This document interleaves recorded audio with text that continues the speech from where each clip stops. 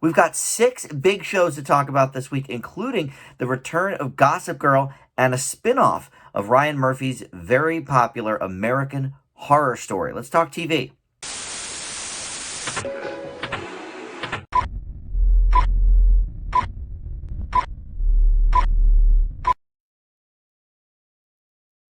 Hey guys, Dan here. This is Dan Reviews It. Welcome to TV news and reviews for the week.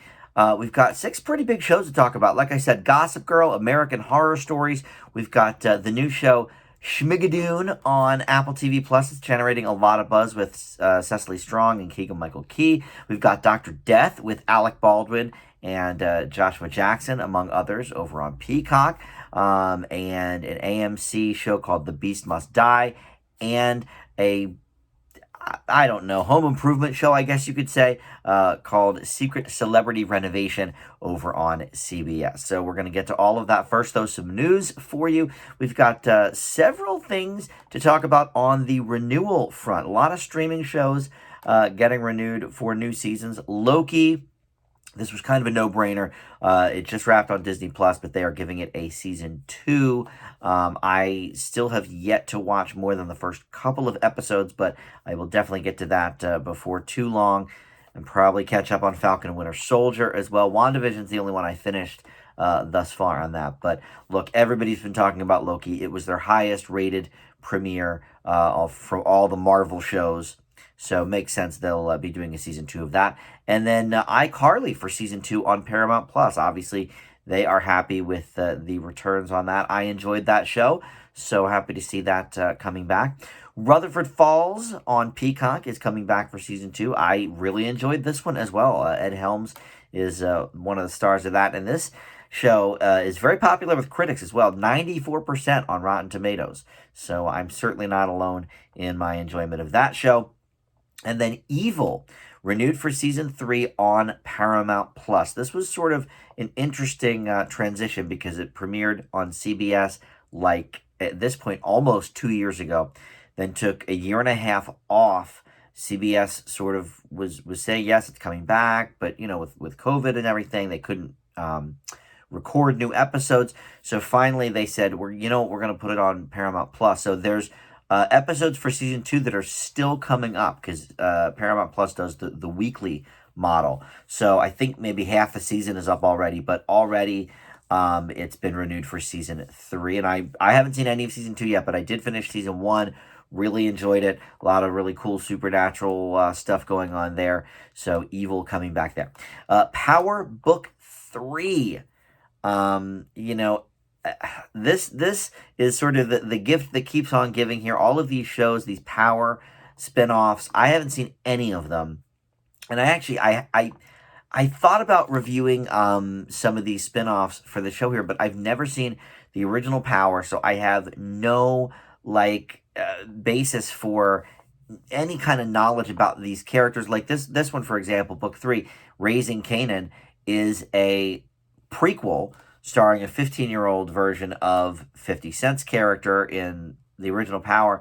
I'm sure there's stuff that I should be picking up that I'm not. So I don't know. Look, I mean, I've never seen Gossip Girl, and yet I'm reviewing the new Gossip Girl show today. So I don't know why I'm not reviewing Power, but it just seems like every month there's a new Power spinoff, and I just know so little about the universe. But anyway, Book 2 was already renewed, so that will be coming back. Book 4 is in production now, and Book 5 is in the works. So, I mean, they're really making a whole universe here of the Power series.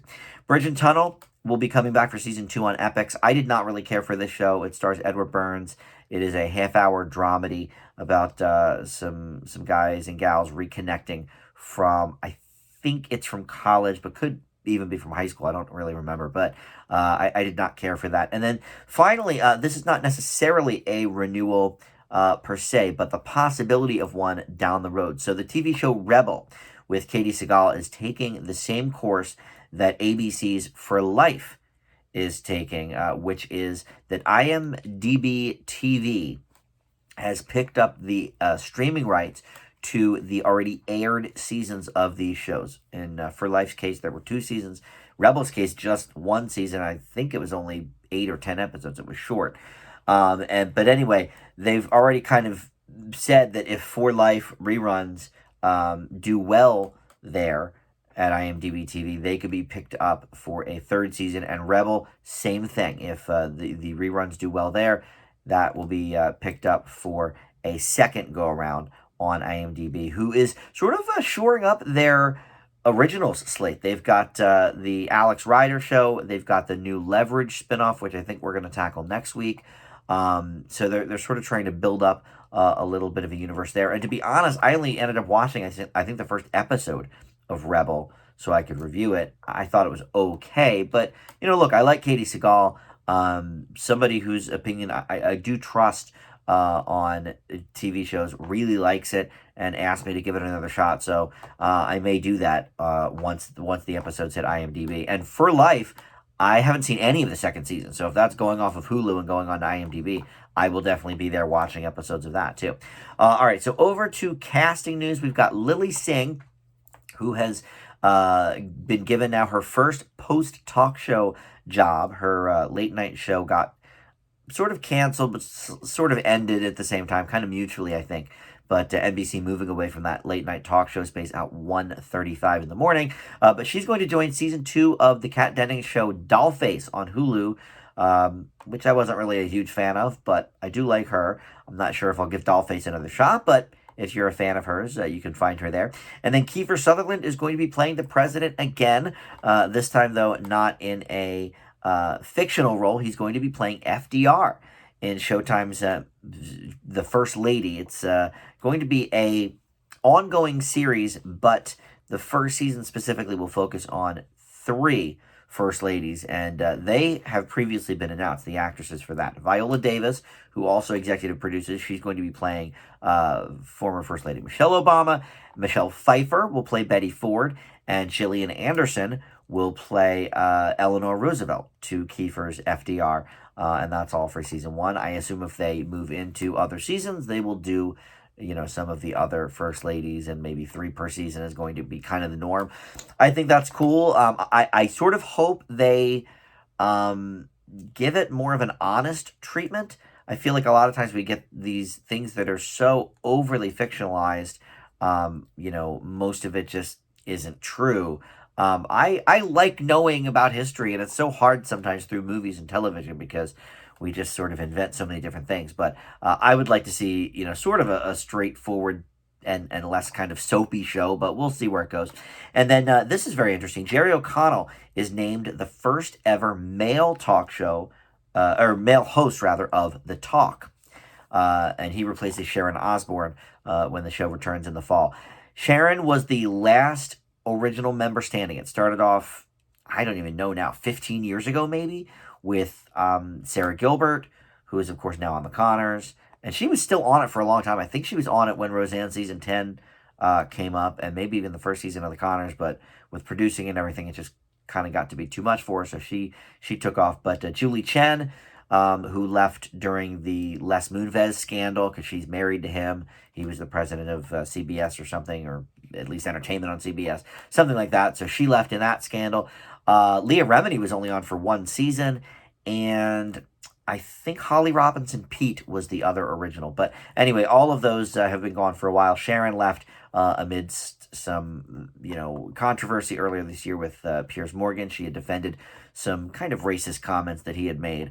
But Jerry O'Connell, I love this dude. He's funny. I know he was considered for a little bit to be a possible replacement for Michael Strahan on Live with Kelly. That, of course, went to Ryan Seacrest, but Jerry O'Connell did, some mornings with her there as a test run. He also had a test run in, I think, 2019 as a syndicated host. They did not pick up the show, but he did a couple of trial runs on that. And I think, look, I understand the point of The View originally was to get all of these women with different viewpoints together, and okay, Barbara Walters was the helm at that. All right, fine.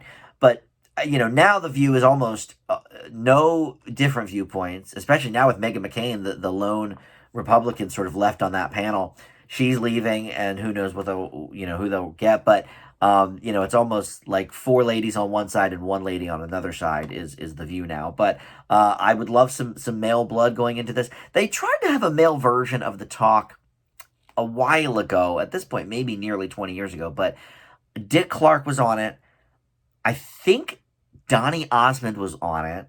Um, and something is in my head that Jerry O'Connell was part of it, but maybe I'm misremembering that. But yeah, that was a long time ago. Obviously, Dick Clark's been gone a while. But all right, so over to some odds and ends, some scheduling stuff, some hosting stuff. So Cedric the Entertainer has been tapped to host the Emmys. That's going to be September 19th on CBS. Last time on TV News and Reviews, we spent most of the news portion just talking about the Emmy nominees. But at that point in time, a host had not been announced yet. So Cedric will be that host. I like this dude. The Neighborhood airs on CBS, so makes sense to get some synergy there, and we'll see what he can do. Then Vanessa Bayer and Molly Shannon are going to headline a new Showtime series called I Love That For You. And it's based partially, I didn't even know this, on Bayer's childhood struggle with leukemia and attempting to shed her moniker being known as the Cancer Girl. I didn't know she had even struggled with that. So she obviously, sort of shed that moniker over the years. But Sybil Shepherd was going to be one of the co-stars on the show and has since dropped out. So her role will be recast. But that has been ordered to series. So we will definitely be getting that. Amazon's Tiger King series starring Nicolas Cage is not moving forward on Amazon. But CBS will keep shopping that elsewhere. They were going to be the producers of that. How many Tiger King things do we need? I know there's a Kate McKinnon one that's going to be over on Peacock. I don't know. I feel like the bloom is sort of off the roads on that. Tiger King was such a comfort show when COVID started, but now it's been close to a year and a half. I, for one, am very much over the trend, and it also just kind of reminds me of the beginning of COVID, which is not necessarily a positive memory for me, So I don't see a problem with these shows getting sort of nipped in the bud. And I don't love Nicolas Cage anyway. He's okay in certain things. I hear his new movie Pig is very good, but anyway, CBS will be shopping that elsewhere, so it may still show up. Law & Order for the Defense, which was going to start airing this fall in sort of a Law & Order block because they have SVU, they have the new Christopher Maloney show, and this was going to air alongside those on Thursdays, but it is no more. It's dead at NBC. Producers say it was not coming together quite the way Dick Wolf had anticipated, and they didn't even start shooting it yet or casting it, making a September debut impossible. So the Blacklist actually is going to move to Thursdays, which will be, I'm sure, the most prime slot that show has seen. It was on Mondays for a while, and then it was on Fridays for a little bit. I don't think it's aired. Maybe for one season it was on Thursdays, but I remember it being Mondays and Fridays most of its run. But that will debut a few weeks later than the rest of the fall schedule because they didn't really have any order or any episodes prepped for the Blacklist yet because that was supposed to be, I think, a mid-season show. So either way, they're gonna get that up and running for the Thursday block. And then Fox is expanding its alternative entertainment slate, which includes now so many different shows: Beat Shazam, The Masked Singer, Celebrity Kitchen, or what was it called? Kitchen. Oh, I just finished watching it. The Joel McHale show. It wasn't celebrities at all. Crime Scene Kitchen.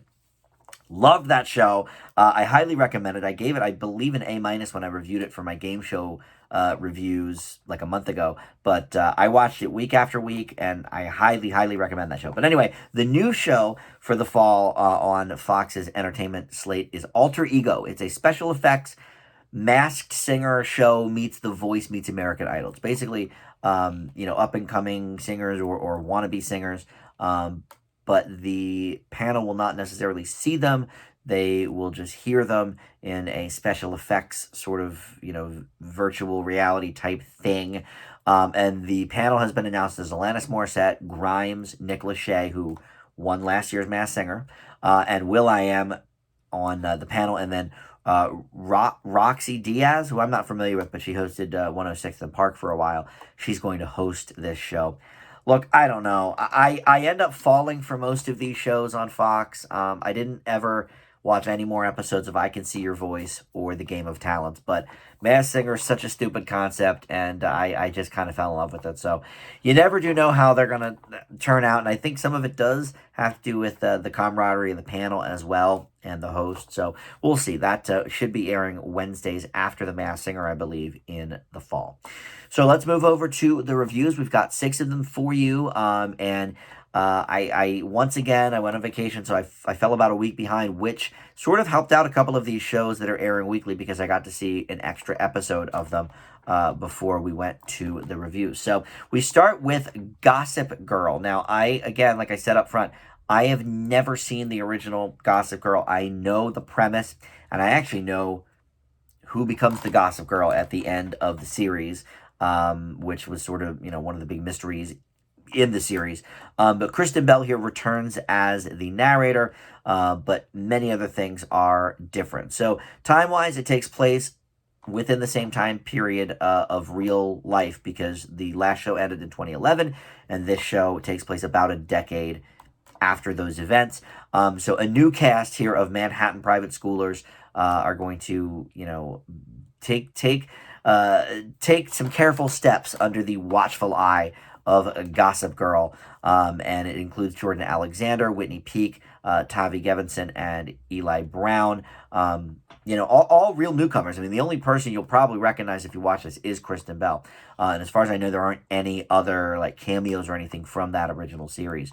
But look, this is over on HBO Max, so it is allowed to be a little more adult, a little more naughty than the CW counterpart. So it's, a bit sexed up, and there's a lot of diversity here as well. Some queer characters, some people of color as well. Look, I didn't really care for this much. And I sort of thought, all right, well, maybe it's because I didn't quite watch the original, so I just looked up the Rotten score, and it's 38% or something from critics. So at least I'm not alone. I thought this was a real snooze. For one thing, I do think in the positive column, I do think it's interesting that now, even though it's only been a decade, there are so many more avenues of social media and that type of thing that can be used to Gossip Girl's advantage, both the character and the series on the whole. So I think it could be interesting if they, tackle some of those. But I don't think the acting is very good at all. And I know it's not really supposed to be. It's supposed to be, kind of soapy and stuff. But it was really, really, not clever writing. I didn't quite believe that these people were even friends, truth be told. Kristen Bell does, what she can, of course, with the narration. She's great as always, but when the material is questionable, that can not be such, or it could be, kind of a Herculean chore to leap over. But in addition to that, I didn't necessarily mind that it was a little more, vulgar, a little more sexed up. I didn't mind that. But they chose to do something here that I think will either, anger the original viewers, or maybe they'll be delighted that they're taking a different turn with this version. But they decided to reveal who Gossip Girl is I watched the first 2 episodes, and it's revealed very quickly. And so the original series ran, I think, 5 years. It didn't reveal it till that last episode. So I don't know how that will grab people. For me, it seems a little bit less fun if we know who Gossip Girl is. And the producers have addressed that by saying, oh, well, now the audience is sort of in on something that the characters aren't. All right, I mean, that can be fun if it's done well, but on a show like this, where I feel like your target audience is probably mostly, 18 to 34-year-old women, maybe people that grew up with the original Gossip Girl, I don't know, I feel like maybe they would rather have another mystery sort of wrapped up in here and not know something the characters don't know, because then it's almost harder sometimes to put yourself in those shoes. I don't know. I feel like nighttime soaps, are not necessarily the right fit to not be able to, sympathize or relate with the characters. I mean, obviously they usually have like really rich people that you can't relate to sometimes anyway, but in terms of like, oh, I know a secret you don't, I don't know. I didn't really think that was a great idea. But anyway, overall, I really did not care for this too much. I'm going to leave Gossip Girl 2021 with a D+. Up next, we're going to talk about American Horror Stories. Now, this is obviously, a spinoff of the American Horror Story show, but this one, Stories, is going to be an anthology series. So each episode is going to be a different topic, different casts, etc. And what's interesting is there aren't a lot of Ryan Murphy regulars in this. I watched the first 3 episodes. The first 2 actually are a part 1 and part 2 of the same story, and then episode 3 is a completely different story. But look, there's a whole host of people that Ryan Murphy loves working with. He loves putting them in all of his different shows, whether it's what is it called? AHS, American Horror Story, or his miniseries about American Crime Story, or his Netflix stuff. There's some regulars popping up, and don't really see too many of them here. And I'm wondering if maybe they're staying away for a particular reason, because some of these scripts are not great. So basically, I mean, the concept is just that. It's an anthology series. So it's little horror stories, by the 45, 50-minute mark. And then next week we move on to a different cast, a different story, much like a Twilight Zone or whatever. So the first 2 parts of this, now Matt Bomer, I do think he's done some Ryan Murphy stuff before. He's one of the stars of that, but I wouldn't say he's like one of the main go-tos for Ryan. But this is Rubber Woman Part 1 and Part 2. First of all, I didn't think this needed to be 2 parts. I was completely satisfied with sort of the cliffhanger type ending of the first part, because in anthology series, a lot of times you do get that. Not everything gets resolved because, oh, well, next week we'll have a different storyline or whatever that we're going to talk about. And so, not all of those Twilight Zones got explained or resolved. I mean, the explanation was, well, you're in the Twilight Zone. And so here, I thought it ended really well at the end of that first episode, and then I found out that no, there's a whole nother episode afterwards. I thought it was way too stretched out. The murder house involved. Now, one of my friends who loves AHS told me that the murder house involved in these 2 episodes is actually one of the famous houses from one of the seasons. So that's kind of cool that they sort of brought it back. So we get that it's in the same universe as American Horror Story. That's fine. But I just thought it was way, way stretched out. It's kind of like when the new Twilight Zone, those episodes were an hour. A lot of them could have been just a half hour, I felt like. But then the 3rd episode, near and dear to my heart, it was called Drive-In. It's about this movie that in the 80s made people go insane. It only showed once, and then people started killing each other, and then it was, stricken forever, and they burned all the copies and whatever. But there is still a copy floating around, and this struggling drive-in is going to show it in a big event that's going to save the drive-in, and we see what happens there. But here again, this was kind of interesting, but the script really kind of threw me. It was full of plot holes. The acting's a little over the top, but I sort of expect that. So with a show like this, so I'm not gonna give it too much off for that, but it was mildly interesting because I like movies, and so it was okay. There's a protester out there. Oh, I was there at the original screening, and this isn't a hoax. This is real. Whatever. It was it had that sort of Ryan Murphy like tongue in cheek, like, all right, this is horror, but it's going to be a little bit extra bloody for you, a little extra gory, and a little extra kind of amusing in that way. Look, it was better than the first 2 episodes for sure. And I do like the concept of having a new show every week. I read sort of the one-line synopses of the upcoming few episodes, and it does seem kind of interesting. And I'm sure he's got a lot of ideas, Ryan Murphy, that, are too small for an entire season arc. So let's throw them here. But yeah, overall, I think it's a bit reaching to have some of these episodes like that there's just no reason for those first two episodes to be two. I think one episode would have sufficed, and it just goes to show Ryan Murphy doesn't kind of know when to reel it in. So overall, I think this is okay, but kind of along the same lines of a lot of recent Murphy stuff on Netflix. So this is on Hulu, FX on Hulu to be specific, but I leave American Horror Stories with a C+. Next, we're going to go to Schmigadoon. This is over on Apple TV Plus. The name is a play on Brigadoon, which is a famous musical. And basically, Melissa and Josh, this young couple played by Cecily Strong and Keegan-Michael Key, go on this backpacking trip in an attempt to salvage their fading and failing relationship. They're having some issues. So they sort of stray from the pack and go backpacking out on their own. And they find themselves in this magical town called Schmigadoon. And what they realize is that they can't actually leave this place.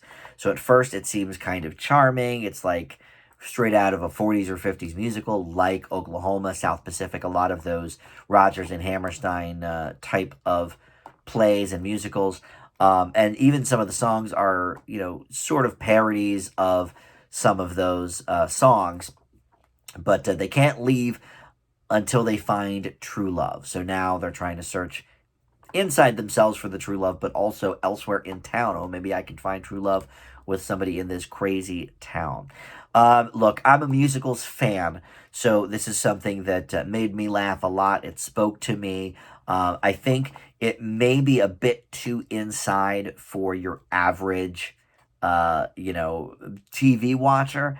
I think you really have to at least sort of understand the main tropes, I guess, of a lot of those early musicals. And they sort of, they have this way of everybody in the town is like, acting just like the old musicals of the day, and the money, oh, we're going to stay in this hotel for $1 a night, whatever. But one thing that, and this is kind of a nitpick, but it kind of bothered me that there was so much diversity with the town. Because when you think about it, all of those plays and stuff, like, we're all white. And you've already got Keegan-Michael Key, starring in the show. So we've got some diversity there. But Cecily Strong even points it out in the first episode. She's like, oh, well, at least this is some colorblind casting, for a change. All right, but that's kind of the only change. Everything else in the town is exactly the same. So, which, whatever, I don't care. Hamilton obviously wasn't, black, and we love Hamilton, right? But I just think if they're going to go straight for the 40s vibe. So what Schmigadoon ends up being is this basically parody of a musical that is also a pretty decent musical. And I find that the best parodies are that. They are exactly what they're parodying, done well, while still, poking fun at the subject that they're parodying. Like, for me, the Brady Bunch movie is, like, top tier. And I think they do that pretty well here. You've got Alan Cumming, Kristen Chenoweth, Fred Armisen, Jane Krakowski, Martin Short shows up for a scene. Dove Cameron, I think I did not mention her. So it's got, this nice wide array of famous Broadway type people, singers, and I got a lot of laughs from this. I do think you have to be in that sort of vein. Like, I did musical theater in high school. I think you have to at least know about musical theater, appreciate musical theater, to kind of get all of this. But my one caveat to that is, even if you don't, even if you're not quite on that level, I think this is actually a pretty good, like, allegory for failing relationships as well. The sort of things they're going through now. Because I'm a week behind, I got to see the third episode of this before I got to review it. So I got to see even more. And it cemented my thought even more about that, as, they're sort of exploring other avenues of their own worlds. So, I don't know. Look, I like this. I like most of the things Apple TV Plus puts out, to be completely honest. This gets an A- from me. Up next is Dr. Death. This one is on Peacock, and this is based on a true life, true crime podcast called Dr. Death. It's the same sort of thing. I'm more into like comedy podcasts, so I don't listen to a lot of true crime stuff. So I wasn't quite familiar with the story on this, but Joshua Jackson of Dawson's Creek and Fringe, he is Dr. Dunch here, who is this just jerk off of a doctor, and he treats his Hippocratic oath with a lot of disdain. Does not care about that. Does not care about his patients, and he is just this evil dude, a narcissist to the max. And so, in the meantime, his fellow surgeons, played here by Alec Baldwin and Christian Slater, sort of leading the charge, and a young DA set out to try and stop him.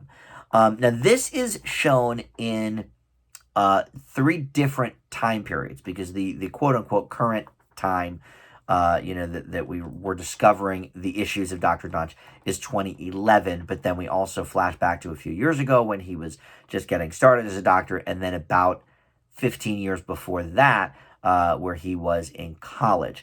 That is the part I have the most issue with because, first of all, look, Joshua Jackson does look young for his age. I will give him that, but he's got to be about my age. I'm 43. He's exactly 43. All right, so he's my age. But him playing his 20-year-old self, when we saw him in his 20s on Dawson's Creek, like it took me out every time. I don't know that we necessarily needed all of that backstory because there's 8 episodes here to this. And from what I understand, the last couple will be in like the courtroom about the trial against him.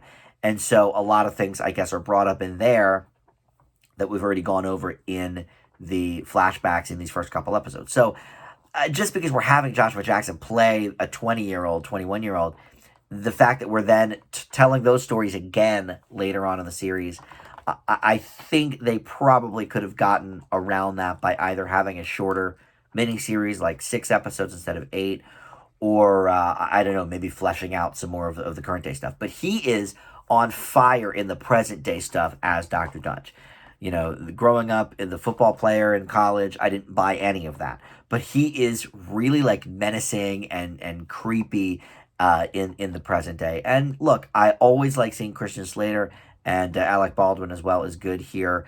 I'm a little more hit or miss on him. Sometimes he's a little too corny, whatever, but I like him here as well. And I think this is a solid series. We haven't gotten too many dramas actually from Peacock. Mostly they're doing the comedies over there. But this is, from what I can remember, the best of the Peacock drama series so far. I really have been enjoying this. I've watched 3, but Peacock puts them all up. So if you want to go through all 8 and binge them, you are able to do that right now. I watched the first 3 and was kind of hooked. It was one of those things where I was like, if I had more time this week before doing this show, I probably would have binged the whole thing. It's one of those where at the end of every episode, I was like, all right, I gotta know what's going on next, with these characters. The writing is sharp. And it doesn't necessarily make me want to listen to the podcast because I feel like I'm getting enough of the story here. But I imagine if you're a true crime podcast fan, you either probably already know this or maybe will want to seek it out because it sounds like it would be interesting. I mean, this is a very, very, scary dude. It does not put my faith in hospitals right now. It kind of freaks me out that way, which I think is the intention. So I leave Dr. Death with an A- as well. Next, we're going to go to AMC and talk about The Beast Must Die. Now, this is an acquired show. It originally aired on BritBox from England.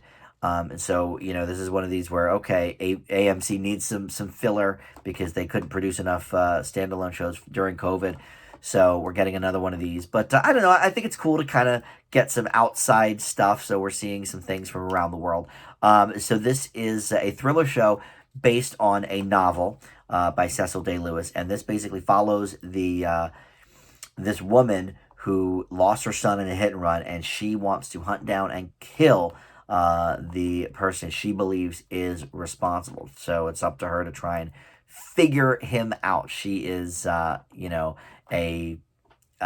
she poses as a novelist to sort of get closer to the family. And Cush Jumbo is the woman here who stars, and I know her from the Good Wife or The Good Fight, or maybe she was in both. But I had no idea she was British. She looks very different here because her hair is completely different. I never knew for a second that she was not American. So another one that's fooled us. And it's really her and the other star here, Nathaniel Parker, who are, getting this material above where it could be. Because I think script wise, I don't necessarily feel like it's very strong in the regards of believability, or just she's sort of people are just believing her right and left with no credentials, no anything. It just seems a little bit unrealistic. The things she's getting herself into, the areas she's sort of infiltrating with very little sort of, what are you doing here? We don't know you. I didn't believe any of that stuff, but some strong performances. Billy Howell as well is here. He's a famous British actor. He plays the dude responsible for the hit and run, or at least so she thinks. I'm only 2 episodes in of the 5, so I'm not exactly sure she has the right guy, to be completely honest. So we may find out. So no spoilers because I don't know, but we may find out he's not really the man. But anyway, the acting here elevates the material for sure. But look, at only 5 episodes, I think this is probably a quick breeze through if you do have an afternoon to kill and the plot seems interesting to you. I'm going to leave The Beast Must Die with a B-. Finally, we have Secret Celebrity Renovation. This is on CBS. I don't usually do this type of reality show, like the home renovation stuff, but it's a primetime show with famous people, so I thought, all right, let's try this out. So they've aired 2 of these so far. Wayne Brady, or maybe actually 3 now. Wayne Brady, Anthony Ramos, those are the 2 I watched, and then Chris Paul, who is a basketball player. I think that's aired already, but I haven't seen it. And this is basically a home makeover show, but it's a surprise. So they take the celebrity, and he or she decides to give a renovation to somebody who inspired them, someone who helped them out early in their career, and so we get a little insight into the person and into the famous person's relationship with them, and then the person themselves, kind of gets in on the action and sort of helps, create the new house or whatever, the new look. And Nichelle Turner is the host of it, and I don't really know much about her, but she's been on CNN and she's on Entertainment Tonight and stuff. Things I don't watch, but she's a perfectly adequate host. I liked her hosting abilities. My biggest issue with the show is just that, I don't know, I just am not that into home renovation shows, so it's hard for me to get excited.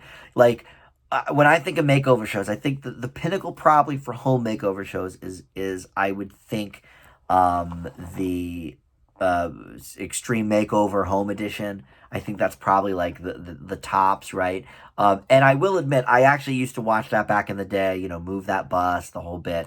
And it always got me teary-eyed, these people who were, down on their luck and whatever, something maybe happened to them, and they get this new beautiful house. And here in the first episode, Wayne Brady is giving his aunt the renovation. It's like, dude, can you pick somebody that's not in your bloodline? I don't really like Wayne Brady to begin with. I think he's phony, whatever. But the second episode, Anthony Ramos, I'm a big In the Heights fan, so I was excited to see that. That was okay. He was being funny and stuff. But I don't feel like they spend enough time talking to us about the people. I guess I wish they maybe told us a little bit more about why, we hear a little bit about why this person inspired them, but I would have liked to maybe even dive deeper into that, maybe as we're doing some of the renovations, instead of explaining all the things. Oh, we're going to, renovate this to this. And that stuff doesn't excite me at all. Now, if it excites you, then maybe you'll like this a lot more than I did. If HGTV is your, go-to channel, maybe this will be something exciting for you. For me, it just didn't do much. And the very fact that the first episode, I mean, Wayne Brady is so rich. Just give your aunt a new house. Like give somebody else that helped you along the way, somebody that maybe doesn't have a rich relative, to give them the makeover. That turned me off right away. So overall, did not love this one. I leave Secret Celebrity Renovation with a D plus. Again, if you're into home renovation shows, maybe this will be much more up your alley, but did not rub me really the right way with that. So, all right, that's going to do it next week. Since, like I said, I'm a week behind or so, there's a bunch of shows that have already premiered that I know I have to get to. But look, the good news is, we're entering sort of the dead zone of TV because August, usually not much happens. A lot of people are on vacation, so they don't like to put up new shows. And then, of course, in the fall, we're going to premiere new shows probably in mid-September. So I'll have plenty of time to catch up, and we'll have some more news for you next week as well. And I know Tim and I are going to do at some point an Emmy show, like we did for the Oscars, a who will win, who should win kind of thing for the Emmys. So that'll be coming up in the next month or so as well. Thanks for watching. We'll see you next time. Bye.